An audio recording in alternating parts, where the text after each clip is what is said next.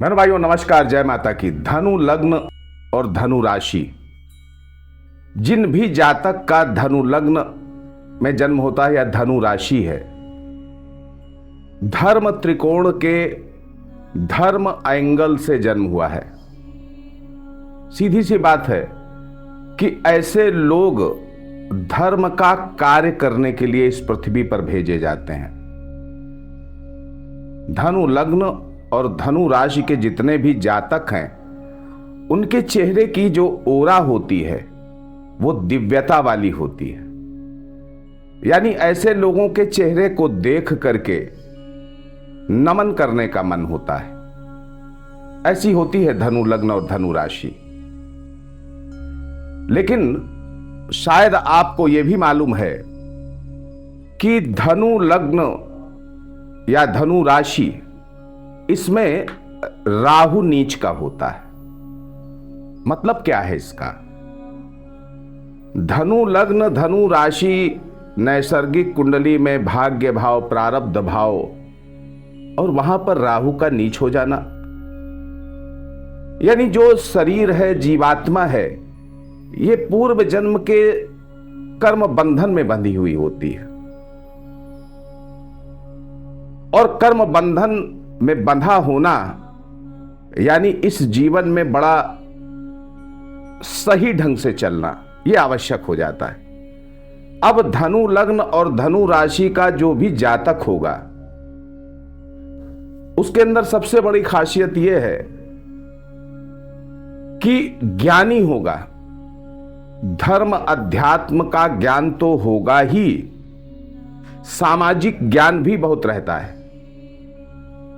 हर विषय का ज्ञान कुछ ना कुछ उसके अंदर रहता है। अब इस राशि का नकारात्मक पक्ष जो राहु से प्रभावित है, नीच के राहु से प्रभावित, वो है दंभ।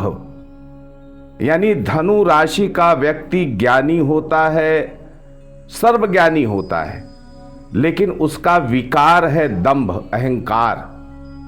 ज्ञानी हो जाता है तो अपने ज्ञान का अहंकार रखता है, सुंदर होता है तो सुंदरता का अहंकार रहता है। अब अगर आप में ये चीज नहीं है तो इसका मतलब यही है कि आपकी जन्म कुंडली में गुरु अच्छी स्थिति में है। और अगर है, अहंकार है आपके अंदर, तो इस अहंकार को मिटाने का प्रयास करिए, क्योंकि आपका जन्म ईश्वरीय कार्यों के लिए हुआ है। यहां राहु के प्रभाव में मत आइए, नीच के राहु के प्रभाव में, गुरु के प्रभाव में आइए। अब गुरु के प्रभाव में आने की जरूरत क्यों पड़ रही है? बहनों भाइयों, गुरु आकाश तत्व है। आकाश जिसकी कोई सीमा नहीं, अनंत। और जो धनु राशि है, यह भी वायु प्रधान राशि है, अग्नि प्रधान राशि है। अग्नि प्रधान, वायु प्रधान, यानी यहां पर जो स्थिति बनती है वो ये है कि यहां पर आकर के गुरु बहुत पॉजिटिव हो जाता है। यहां पर गुरु राशि, इस राशि पर बैठ करके, धनु और मीन दो राशियां हैं गुरु की, लेकिन गुरु मीन राशि में जाकर के अलग प्रभाव देता है और धनु राशि पे अलग प्रभाव देता है। तो अगर आपकी जन्म कुंडली में गुरु बहुत अच्छी स्थिति में है तो आपके लिए सीधा कहा जा सकता है कि आप बहुत उच्च कोटि के महापुरुष हैं या बन सकते हैं।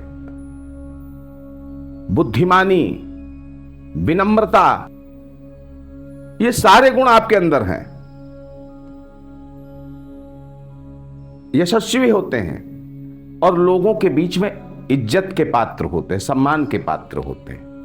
चलिए आज बताता हूं धनु राशि और धनु लग्न के लोगों के लिए नवंबर माह का भविष्य फल। आपके व्यक्तित्व पर चर्चा, आपकी आर्थिक व्यवस्थाओं पर चर्चा, आपके पारिवारिक और दांपत्य जीवन पर चर्चा होगी, आपकी नौकरी और व्यापार पर चर्चा होगी, आपके प्रेम संबंधों पर चर्चा होगी। प्रतियोगी परीक्षा की तैयारी कर रहे हैं तो उस पर चर्चा होगी, क्या रिजल्ट आने वाले हैं। आपके लिए सुझाव होंगे और वो तारीखें भी होंगी जो नकारात्मक भी हैं और वो तारीखें होंगी जो सकारात्मक भी हैं। यानी सकारात्मक तारीखों में आप कुछ अच्छा करने का प्रयास करते हैं, शीघ्र सफलता मिलेगी, और नकारात्मक तारीखों में बचने का प्रयास करिएगा। तो बहनों भाइयों, बने रहिएगा। अगर धनु राशि धनु लग्न के भी आप जातक हैं तो इस वीडियो में लास्ट तक बने रहिएगा। इस माह में प्रवेश एक सामान्य रूप से सामान्य मनोकामनाओं के साथ। इस माह सबसे बड़ी खासियत आपके लिए बहनों भाइयों ये है, इस माह आपका प्रबल भाग्य आपको वो कुछ दे सकता है जिसकी आपने कभी कल्पना भी नहीं करी होगी। कल्पना इसलिए नहीं करी होगी क्योंकि वो आपकी सोच से बाहर की चीजें थी। लेकिन जब प्रारब्ध बलवान होता है, भाग्य बलवान होता है, तो ऐसी चीजें हमें प्राप्त हो जाती हैं जिनकी हम उम्मीद भी नहीं करते हैं। तो ऐसा ही रहने वाला है ये नवंबर का महीना आपके लिए। बहनों भाइयों, आपके इस माह विपरीत राजयोग का लाभ, भाग्य पक्ष तो प्रबल है ही, विपरीत राजयोग का भी इस माह आपको अच्छे फल मिल सकते हैं।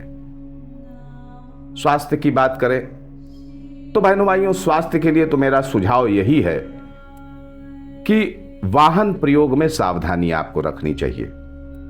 वाहन प्रयोग करते हैं तो बहुत सावधानी से गाड़ी चलाइए, अचानक से चोट चपेट लग सकती है। किसी नदी के पास, सरोवर के पास आप स्नान करने के उद्देश्य से जाते हैं या फोटोग्राफी करने के उद्देश्य से जाते हैं, सेल्फी लेने के प्रयास करते हैं, सावधान रहिएगा। इस माह जल से बहुत खतरा रहने वाला है आपको। रक्त विकार हो सकता है, और अगर आप उच्च रक्तचाप के या हृदय रोग से परेशान हैं पहले से ही, तो इस माह बहुत सावधानी रखिएगा। बहनों भाइयों, इस माह पूर्वार्ध में तो कोई दिक्कत नहीं आएगी, यानी महीने के 15 तारीख तक तो कोई विशेष दिक्कत नहीं है। लेकिन जो उत्तरार्ध है, यानी 15 तारीख से लास्ट का जो 15 दिन है, इसमें विशेष रूप से आपको ज्वर हो सकता है, सर दर्द, बदन दर्द, मौसमी समस्याएं आपको परेशान कर सकती हैं। इस माह आपको पेशाब में जलन की शिकायत या मूत्रकच्छ की शिकायत या किडनी से रिलेटेड पथरी वगैरह अगर आपके पहले से है तो इस महीने पथरी आपको परेशान कर सकती है। डायबिटीज है, डायबिटिक हैं, तो आपको डायबिटीज की समस्या बढ़ सकती है। तो ये रही आपके स्वास्थ्य की बात। भाग्य पक्ष का प्रबल सहयोग आपको काफी आपकी रक्षा करेगा। समस्याएं तो आती ही हैं, लेकिन जब भाग्य प्रबल होता है तो हम थोड़े से प्रयासों से ठीक हो जाते हैं। आइए बात करते हैं आपकी आर्थिक व्यवस्थाओं पर। तो धनार्जन इस माह संतोषजनक रहने वाला है। पैतृक धन अगर आपके पास है तो पैतृक धन के अपव्यय से बचना चाहिए। कोशिश करें कि आप पैतृक धन को खर्च ना करें। प्रॉपर्टी, भूमि, वाहन, इनको लेने की अगर पहले से आपकी इच्छा है या इनमें कुछ कराने की इच्छा है, मकान में कुछ कराने की इच्छा है, प्लाट ले रखा है, बनवाने की इच्छा है, तो इस माह प्रयास करिएगा, सफलता मिलने वाली है। और महीने के पूर्वार्ध में ही कोशिश करिएगा, पूरी सफलता मिलने वाली है। इस माह आप अपने खर्चों पर भी नियंत्रण कर सकते हैं। जो अनावश्यक खर्चे हैं उन पर आप नियंत्रण कर सकते हैं। अर्थ संचय भी कर सकते हैं। इस माह आपका ऐश्वर्य बढ़ा चढ़ा रहेगा। समाज में आपका मान सम्मान रहेगा, आपकी गुडविल रहेगी। इस महीने एक खास सुझाव आर्थिक व्यवस्थाओं पर मैं कहूं तो उचित अवसरों का लाभ जरूर लें। ऐसा ना हो कि अवसर आपके हाथ से निकल जाए और बाद में आपको पछताना रह जाए। इस माह वस्त्र भी खरीद सकते हैं, अलंकार, ज्वेलरी भी खरीद सकते हैं। इस माह आपका पराक्रम, पराक्रमी तो आप हैं ही, आपका पराक्रम और आपका प्रारब्ध, ये दोनों मिलकर के आपको बहुत उच्च कोटि की सफलताएं दे सकते हैं। लेकिन मैं एक राज की बात बताऊं, सब कुछ मिलेगा इस महीने, लेकिन महीने के अंत में आपको लगेगा कि कुछ कम मिला है, कुछ कम मिला है। चलिए, ये जो तृष्णाएं है ना, कभी शांत नहीं होती। जब कुछ नहीं होता है तो कुछ की आशा रहती है, और जब कुछ मिल जाता है तो बहुत कुछ की आशा रहती है ना। तो तृष्णाएं शांत नहीं होती। आइए बात करते हैं नौकरी की। तो उत्तरोत्तर तरक्की, उच्चाधिकारियों, आपके सहकर्मियों का आपको पूरा सपोर्ट मिलने वाला है। और अगर आप उच्च पद पर हैं तो शॉर्टकट से भी आपको धन मिल सकता है। हाँ, शॉर्टकट से भी आपको धन मिल सकता है।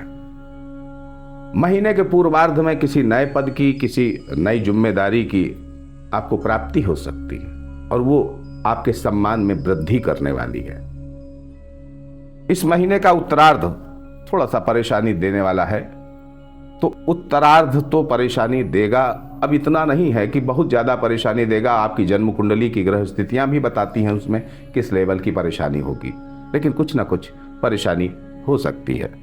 राजनीति से, पॉलिटिक्स से जुड़े हुए लोग हैं, जो भी धनु राशि, धनु लग्न के लोग पॉलिटिक्स से जुड़े हुए हैं, उनको तो बेहतरीन फायदा मिलेगा। एक नया पद, सम्मानित पद मिल सकता है। उनकी पॉलिटिक्स में वैल्यू बढ़ सकती है, समाज में उनकी वैल्यू बढ़ सकती है, जो आगे के लिए उनके लिए बहुत फायदेमंद साबित होगी। आइए व्यापार की बात कर लें। तो जो प्रॉपर्टी के बिजनेस में है, प्रॉपर्टी का बिजनेस करते हैं, उनके लिए बहुत अच्छा है। जो लिक्विड फार्म का व्यापार करते हैं, पेट्रोलियम प्रोडक्ट्स, पानी, इस तरह के जो लिक्विड प्रोडक्ट्स हैं उनका व्यापार करते हैं, उनके लिए भी बहुत अच्छा रहने वाला है। जो गारमेंट्स के क्षेत्र में है, वस्त्र के व्यापार में है, उनके लिए भी बहुत अच्छा रहने वाला है। बहनों भाइयों, इस महीने आपकी जो व्यापार की स्थिति है वो बहुत उच्च कोटि की दिख रही है। अचानक से पहले, एक दिन पहले नहीं, एक दिन बाद बहुत अच्छे से लाभ, ऐसा ही है। इस महीने बहनों भाइयों, जो फैंसी कॉस्मेटिक्स प्रोडक्ट्स में है, परफ्यूम के प्रोडक्ट के बिजनेस में है, उनको भी बहुत अच्छे लाभ मिल सकते हैं। और इस महीने जो कोर्ट कचहरी से जुड़े हुए, जैसे वकील हैं या कोर्ट कचहरी न्याय विभाग से जुड़े हुए हैं किसी रूप में, उनको भी इस माह बहुत अच्छा फायदा मिलने वाला है। अब आ जाते हैं आपके प्रतियोगी परीक्षा के विषय में। मेधा शक्ति बहुत प्रबल है इस माह। इस माह जो भी पढ़ेंगे, जो भी आप तैयारी करेंगे, पूरी तरह से तैयारी आपकी अच्छी होगी। इस माह अगर आप साधक हैं और किसी सिद्धि की प्राप्ति के लिए प्रयास कर रहे हैं, तो सिद्धि के क्षेत्र में, साधना के क्षेत्र में भी आपको उच्च कोटि की सफलता मिलेगी। आपने पहले एग्जाम दे रखे हैं प्रतियोगी परीक्षाओं की, और इस माह रिजल्ट आ रहा है नवंबर में, तो आपके लिए खुशखबरी हो सकती है, प्रसन्नता का कारण बन सकती है, यानी आपका सिलेक्शन हो सकता है। प्रेम संबंधों की बात करें तो प्रेम संबंधों में भी काफी दिनों से चले आ रहे प्रेम संबंध आपके विवाह में परिणित हो सकते हैं, यानी बातचीत विवाह से जुड़ी हुई हो सकती है, और इसका आपको लाभ भी मिलेगा, आनंद भी मिलेगा।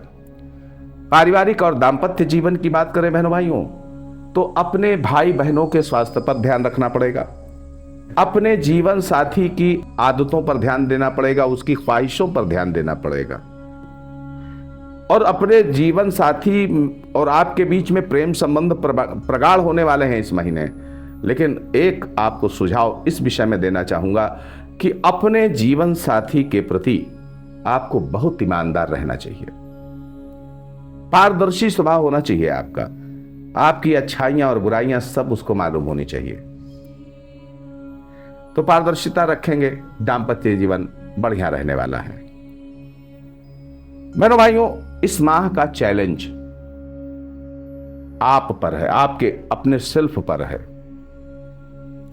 हर व्यक्ति बाहर से कुछ भी दिखे, बाहर से बहुत बड़ा संत दिखे या बहुत बड़ा असंत दिखे, वो अपने दिल से जानता है कि वो किस लेवल का है, क्या है उसके अंदर की अच्छाइयां और क्या है उसके अंदर की बुराइयां। तो आपको क्या करना है, इस माह का चैलेंज अपने आप को सुधारने के लिए, भगवान ये चाहते हैं कि इस पृथ्वी पर जिस कार्य के लिए आप आए हो उस कार्य को भूलो मत। यानी अपने अंदर की निगेटिविटी, अपने अंदर की बुराइयां इस माह दूर करिए और ईश्वर आपका सहयोग करेगा, मदद करेगा अपनी बुराइयों को छोड़ने के लिए। क्योंकि परमात्मा ने आपको जिस कार्य के लिए इस पृथ्वी पर भेजा था उस कार्य को तो आप कर पा रहे हैं या नहीं कर पा रहे हैं, ये तो आप स्वयं जानते हैं। तो उस चीज को, अपने चैलेंज को एक्सेप्ट करिएगा और अपने अंदर सुधार लाइएगा। इस महीने का सौभाग्य आपके सप्तम भाव से है। मतलब क्या है, आपको जीवन साथी का प्रमोशन देखने को मिल सकता है। यानी जीवन साथी से भी आपको बहुत अच्छे लाभ मिल सकते हैं, व्यापार से भी बहुत लाभ मिल सकते हैं जिनकी आप उम्मीद नहीं करे हैं। इस माह इंतजार करिए उन लाभों को लेने के लिए। बहनों भाइयों, सुझाव की बात करें, सुझाव इसलिए जरूरी है क्योंकि ब्राह्मण का कार्य है आपका मार्गदर्शन करना। ज्योतिषी का यही कार्य है कि आपका मार्गदर्शन करे, आपको भ्रमित ना करे। तो आपका मार्गदर्शन करने के लिए मैं बता रहा हूं, आपको व्यंग्यपूर्ण भाषा शैली के प्रयोग से बचना चाहिए, आपको मिथ्या अहंकार से बचना चाहिए, आपको अपने ज्ञान के डिस्प्ले से, और वो डिस्प्ले जो आपके अहंकार की तुष्टि करता है, उससे बचना चाहिए। आप कोई भी ऐसी भाषा शैली का प्रयोग ना करें जिससे शत्रुता बढ़े, इसके प्रति भी सतर्क रहना चाहिए। और जीवन में स्थिरता लाने का प्रयास करिए। अस्थिरता के लिए आप नहीं आए हैं, जीवन में स्थिर बनने का प्रयास करिए। कंसंट्रेट करिए अपनी लाइफ पर, अपने आप पर।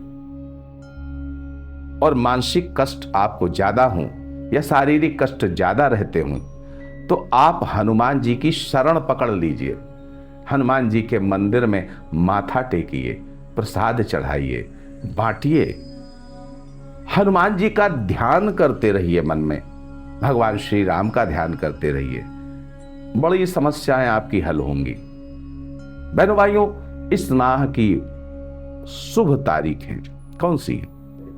शुभ तारीखें हैं 2 जो निकल चुकी है, 6, 7, 16, 17, 18, 19, 25, 26, 27, 28 और 29। ये तारीखें ऐसी हैं, प्रयास कम करेंगे सफलताएं ज्यादा मिलेंगी। अब बताता हूं अशुभ राशि कौन सी हैं।